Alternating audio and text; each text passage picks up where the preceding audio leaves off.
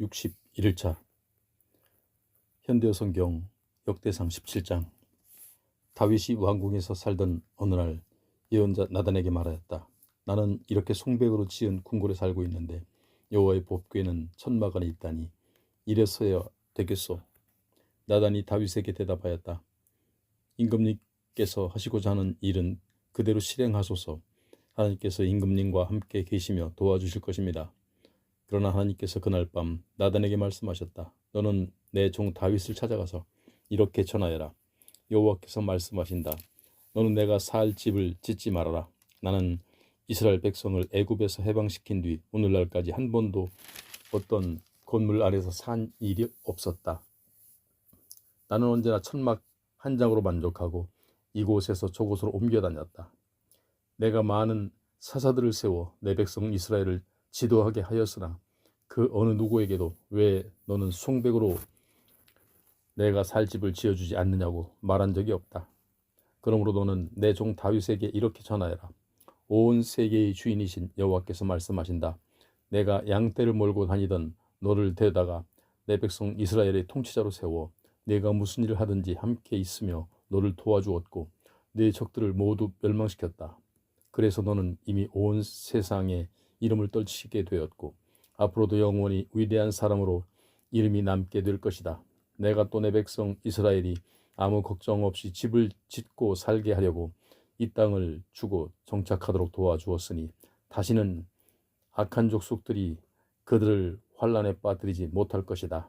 전에 사사들을 세워 내 백성 이스라엘을 지도하던 때와는 다르다. 이제는 내가 직접 내 모든 원수들을 멸망시키겠다. 너는 내가 살 집을 짓겠다고 하였지만 내가 너를 위하여 네 집을 지어주겠다.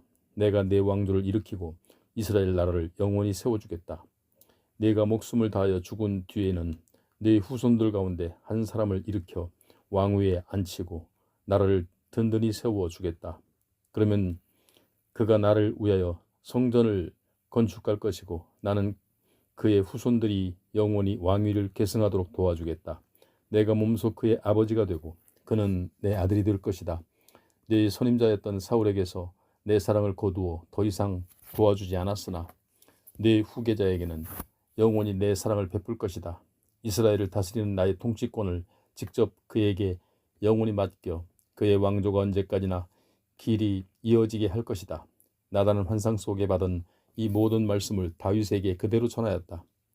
다윗 왕은 나단의 예언을 전해 듣자 법궤를 모신 성막으로 들어가 하나님 앞에 무릎을 꿇고 기도하였다. 나의 하나님 여호와여, 내가 무엇이며 나의 가족이 무엇이기에 주께서 그토록 크신 계획을 세워주셨습니까? 주께서는 더욱이 나의 먼 후손에 대한 계획까지 세워주셨습니다. 나의 하나님 여호와여, 분에 넘치는 영광입니다.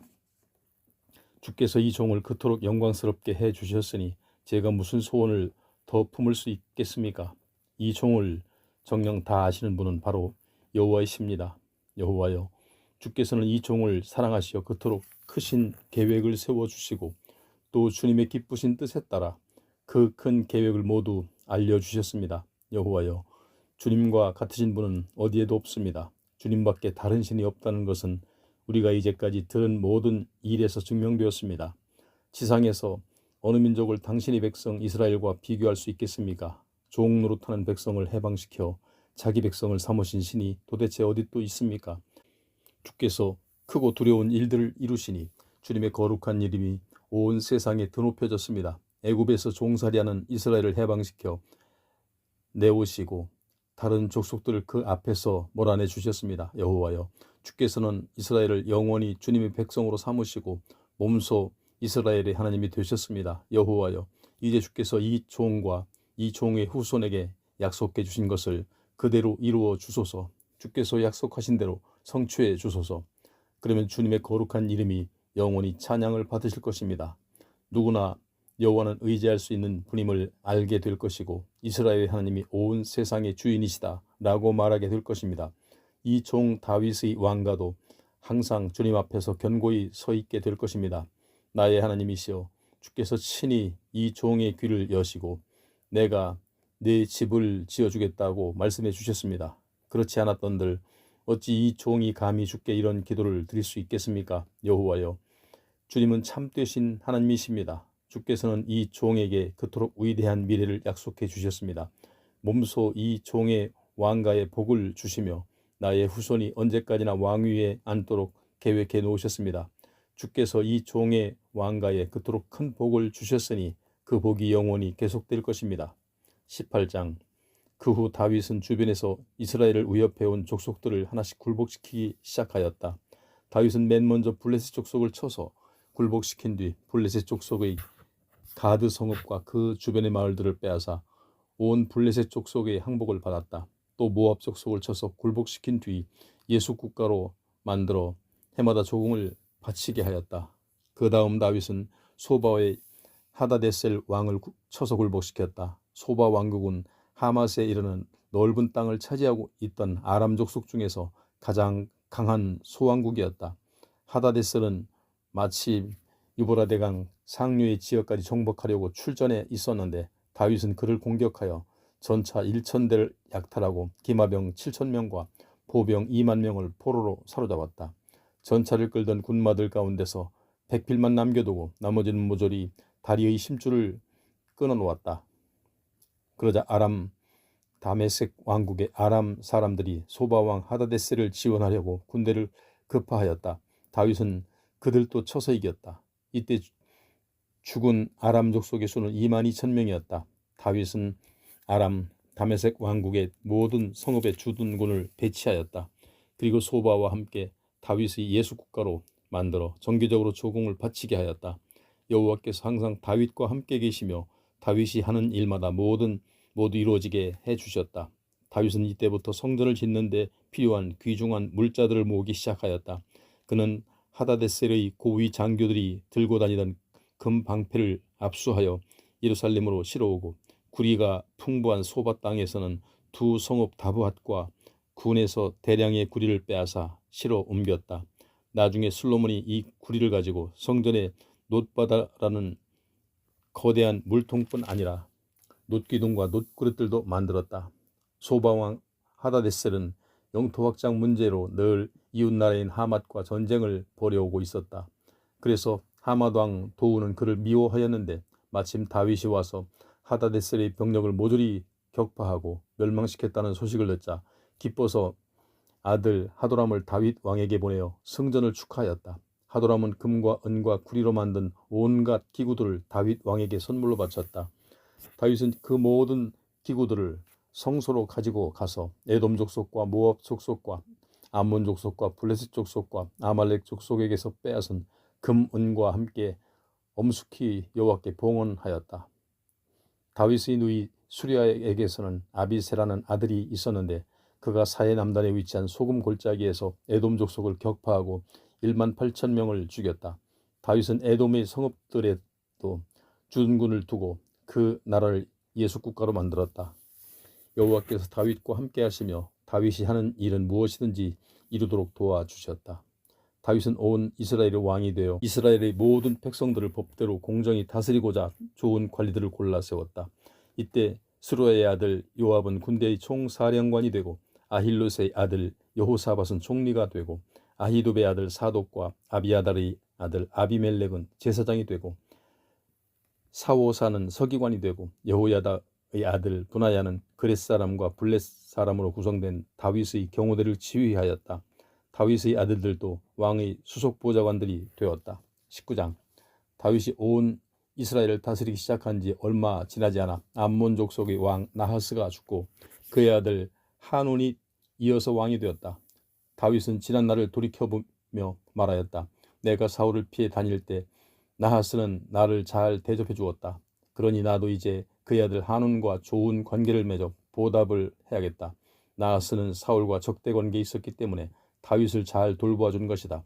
다윗은 대규모 사절단을 파견하여 나하스의 죽음의 조의를 표하게 하였다. 그러나 조문단이 암몬 땅에 도착하자 암몬의 대신들이 한운에게 말하였다.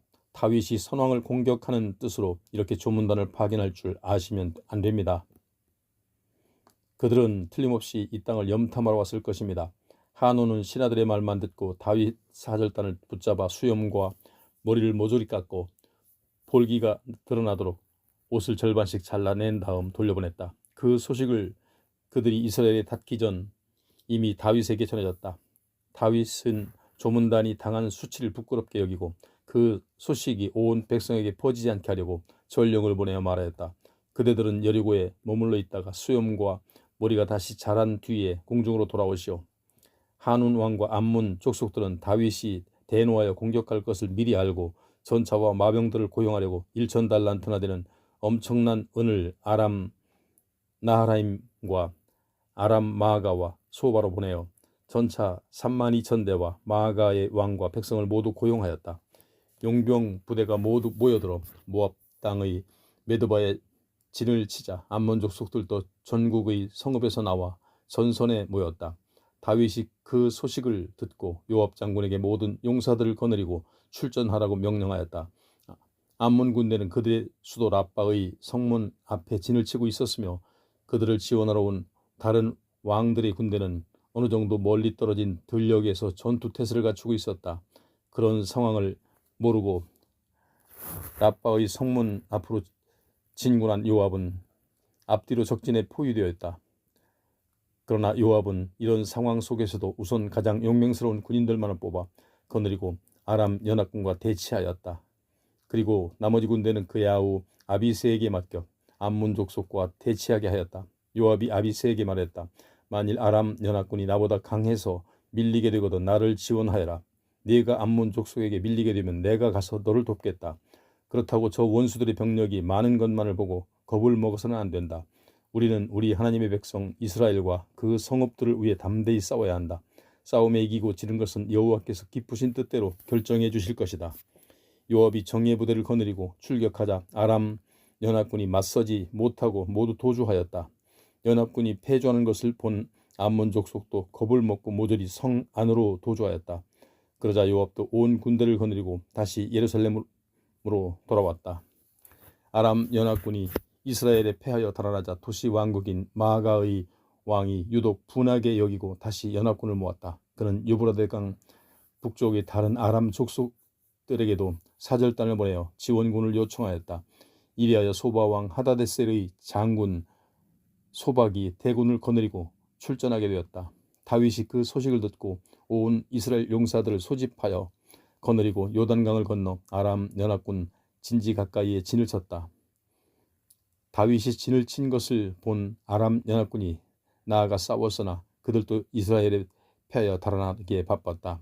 다윗은 부하들과 함께 7,000대의 아람 전차를 부수고 4만 명의 보병을 죽였다. 이때 적의 총사령관 소박도 전사하였다. 암몬 족속을 돕고자 소바왕 하다데셀이 따라 출전하였던 아람의 왕들은 도저히 이스라엘을 당해낼 수 없다는 것을 알게 되자 굴복하여 다윗과 평화조약을 맺었다. 그리고 아람의 군소 왕국들이 다시는 암몬 족속을 지원하지 않았다.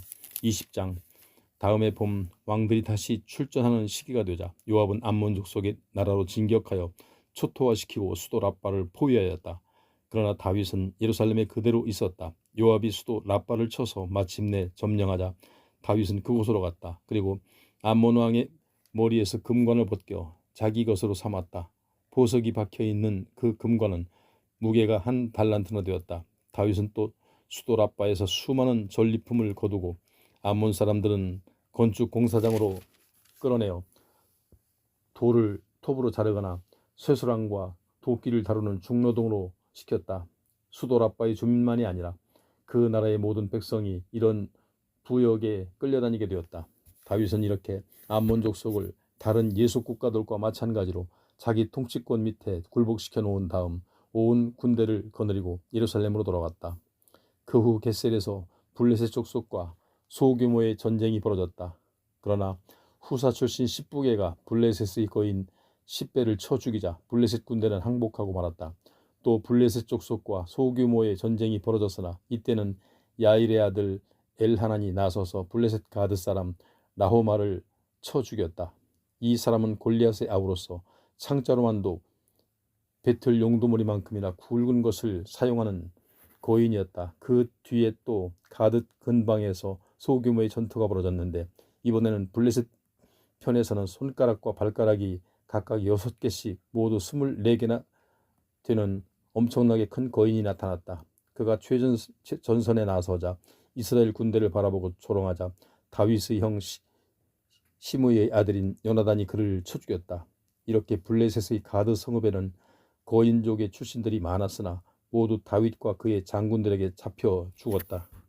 21장 이스라엘이 사방의 적들을 징벌하여 모두 굴복시키자 이번에는 마귀가 이스라엘을 유혹하여 재앙을 당하게 하려고 일어났다. 마귀는 이스라엘의 백전백승의 노장인 다윗을 꾀어 하나님의 권리를 침해하도록 부추겼다. 그러자 전쟁을 목적으로 인구조사를 하는 것은 언제나 하나님의 허락을 받도록 되어 있었는데도 다윗이 이것을 어기고 독단적으로 인구조사를 하여 백성에게 병역과 강제 노동의 임무와 세금을 부과할 결심을 하게 되었다. 다윗은 이제 스스로 행정명령을 내리기 시작하였다. 그는 군대 총사령관 요압과 백성의 지도자들을 불러 위압적으로 이렇게 말하였다. 여러분은 브엘세바에서부터 단까지 전역을 돌아다니며 이스라엘의 인구를 조사하시오. 그래서 이 날의 병역이 얼마나 되는가를 내가 알 수 있도록 그 결과를 보고해 주시오. 요압 장군은 즉각 백성의 반발을 의식하고 간곡히 만류하였다. 내 주 임금이시여, 여호와께서 그분의 백성인 이스라엘을 지금보다도 100배나 더 많게 늘려주시기를 이 몸도 진심으로 원합니다. 그러나 수많은 백성이 모두 기쁘게 임금님을 섬기며 이미 충성을 다하고 있지 않습니까? 그러니 그것으로 만족하십시오. 지금 인구를 조사하시면 모두 다 전쟁 준비를 하거나 세금을 더 내게 하거나 부역을 부과할 것으로 생각하고 반감을 품게 될 것입니다. 그런데도 무엇 때문에 그런 명령을 내려 백성을 자극하려 하십니까? 이스라엘을 큰 죄에 빠뜨리실 작정이십니까? 그러나 요압의 간청에도 불구하고 왕은 명령을 거두려 하지 않았다. 오히려 그에게 무조건 복종할 것을 명하였다.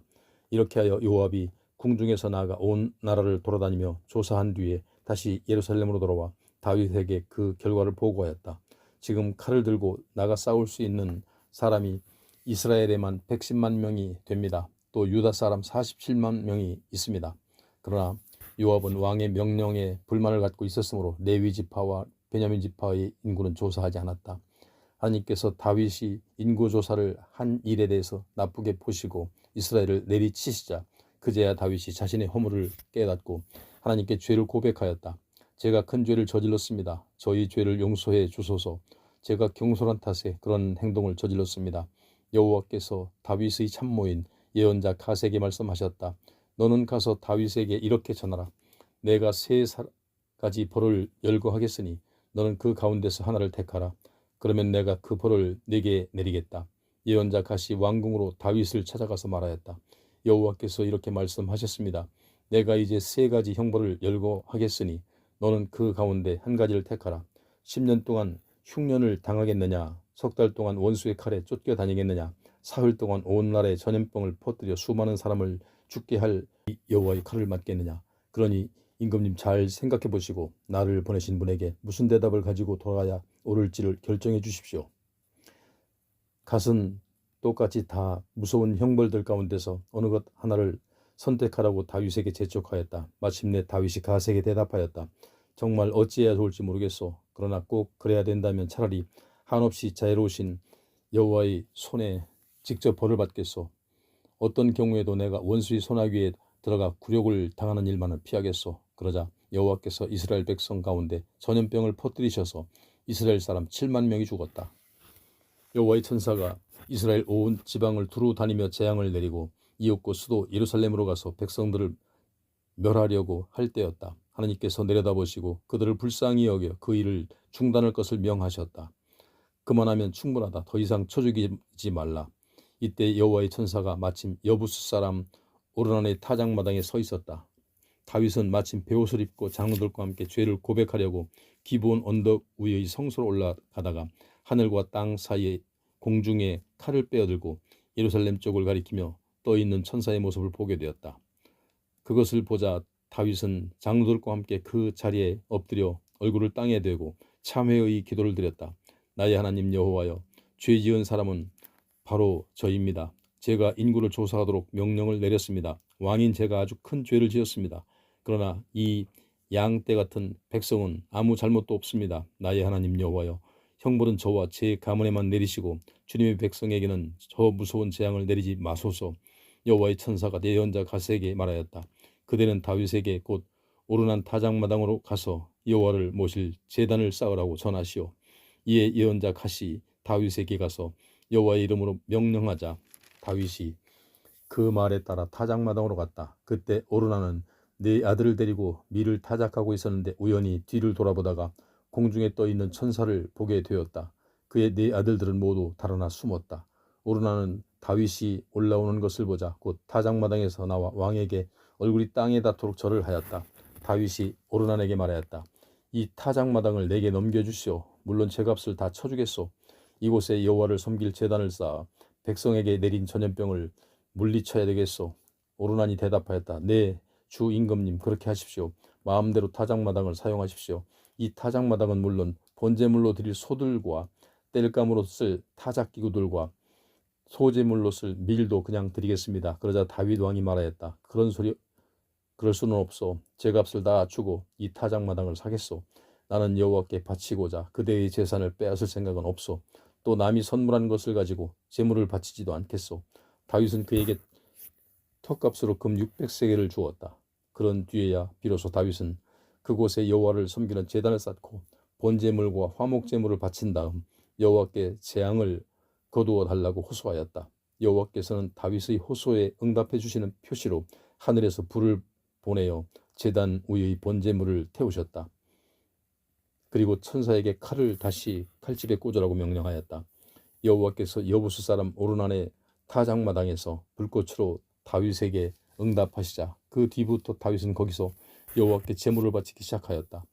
그때까지는 모세가 광야 시대에 만들었던 성막과 번제단이 아직도 기브온 성소에 있어서 다윗은 그곳으로 가서 여호와의 뜻을 물어왔었다. 그러나 여호와의 사자가 칼을 빼어 들고 있는 것을 보고 난 뒤로는 다윗이 더 이상 그곳으로 갈 수가 없었던 것이다.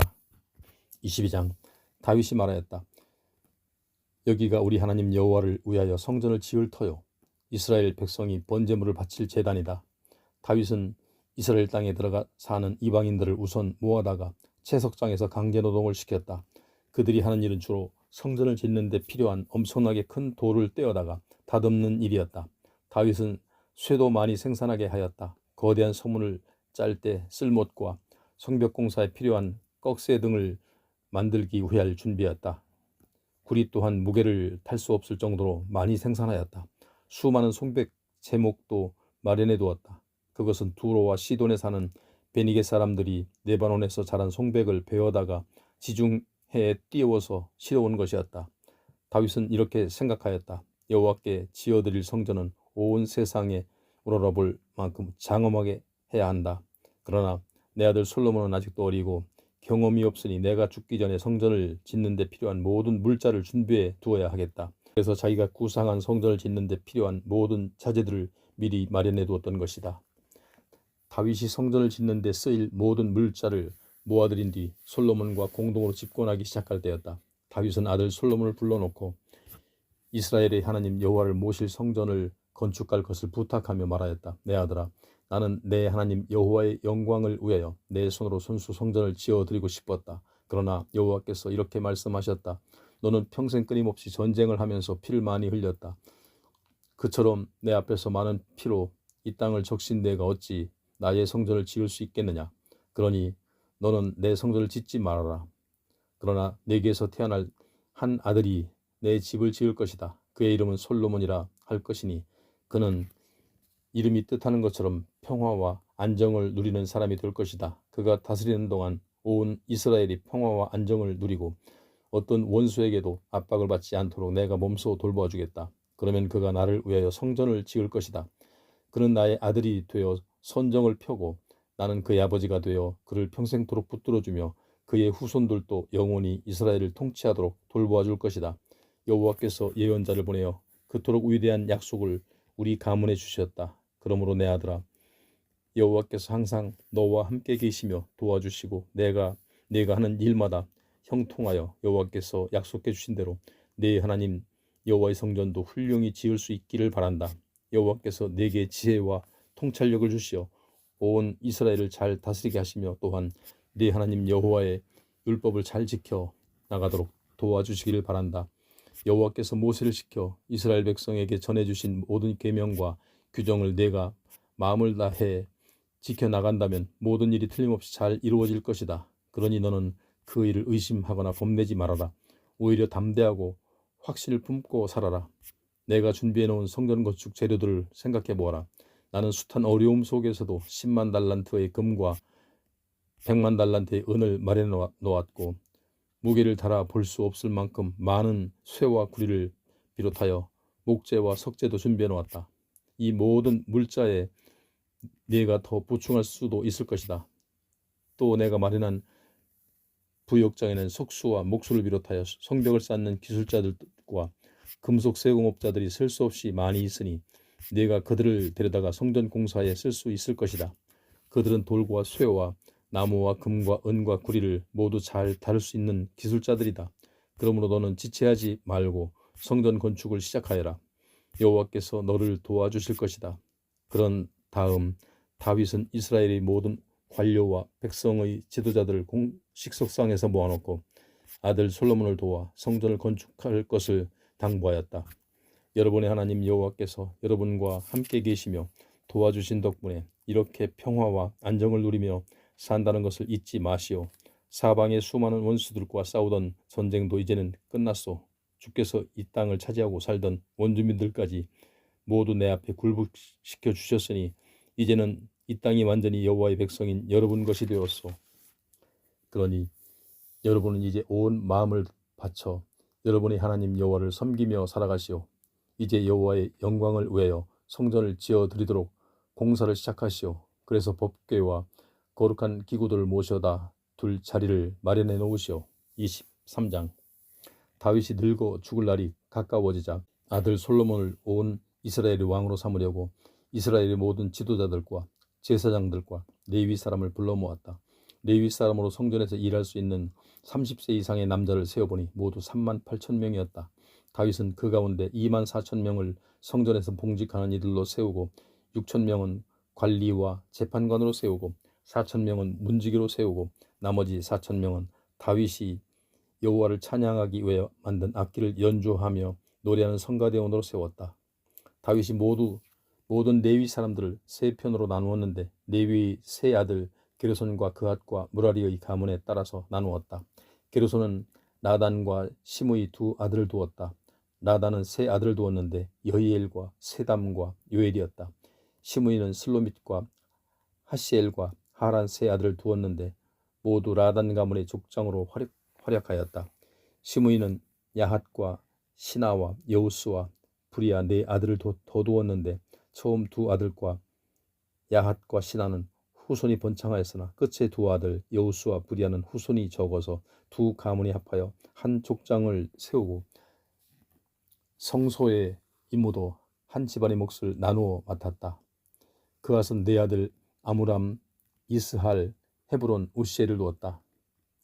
아므람에게는 아론과 모세가 태어났다. 아론과 그의 후손들은 성별되어 영원히 제사장의 직분을 맡게 되었다. 여호와를 섬기는 가장 거룩한 직분이 그들에게 맡겨진 것이다.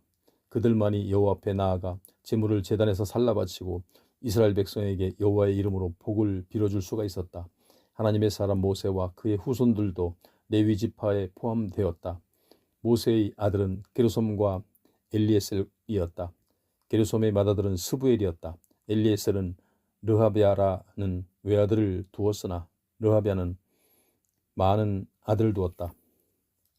이스할의 아들 가운데 마지는 슬루밋이었다. 헤브론이 네 아들 두었는데 여리아와 아마리아와 야하시엘과 여가무함이었다. 우시엘은 두 아들을 두었는데 맏아들은 미가요 둘째는 이시야였다. 무라리는 두 아들 마홀리와 무시를 두었다. 그리고 마홀리도 두 아들 엘르아살과 기스를 두었다. 엘르아살은 아들을 두지 못하고 딸들만 남겨놓은 채 죽었는데 이들이 기스의 아들인 사촌 오라비들과 결혼하였다.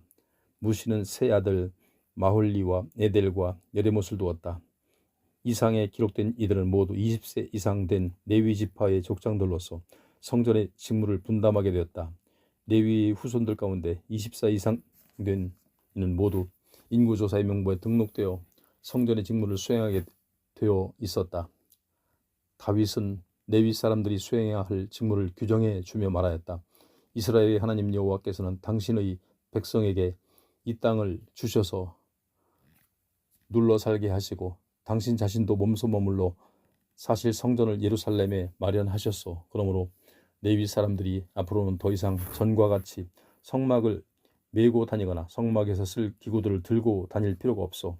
레위 사람들이 이제 해야 할 일은 제사장을 도와주는 일이요, 성전의 뜰과 곁방들을 관리하고 거룩한 기구들을 씻고 닦아 깨끗이 하며 성전에서 필요한 모든 일을 맡아 해야 하는 것이요, 12덩이의 떡을 6개씩 두 줄로 여호와의 상에 진설해 두었다가 7일마다 새 떡으로 바꿔놓고 노루를 넣지 않고 반죽하여 둥글럽적하게 굽는 무교병을 만들 고운 가루와 소재물로 쓸 과자를 구울 고운 가루를 잘 관리하고 모든 예물을 관리하는 데 필요한 도량형 기구들, 곧 저울이나 말이나 자 같은 것들을 살펴야 하오. 또 성가대원들은 항상 감사와 찬양의 노래를 준비하고 있다가 매일 아침과 저녁으로 여호와께 찬양을 올려야 하오. 여호와께 번제물을 바쳐야 하는 안식일과 매월 초하루와 이스라엘 민족의 명절에는 항상 모세의 율법에 규정된 숫자대로 제물을 바치시오. 레위 사람들은 언제나 이러한 직책을 여호와 앞에서 빈틈없이 수행해야 하오. 레위 사람들은 이렇게 성막과 앞으로 지을 성전에서 직분을 수행하고 레위 지파의 아론 가문에서 나온 제사장들이 여호와의 성전에서 봉직하는 동안 모든 일을 뒷받침해 줘야 하오.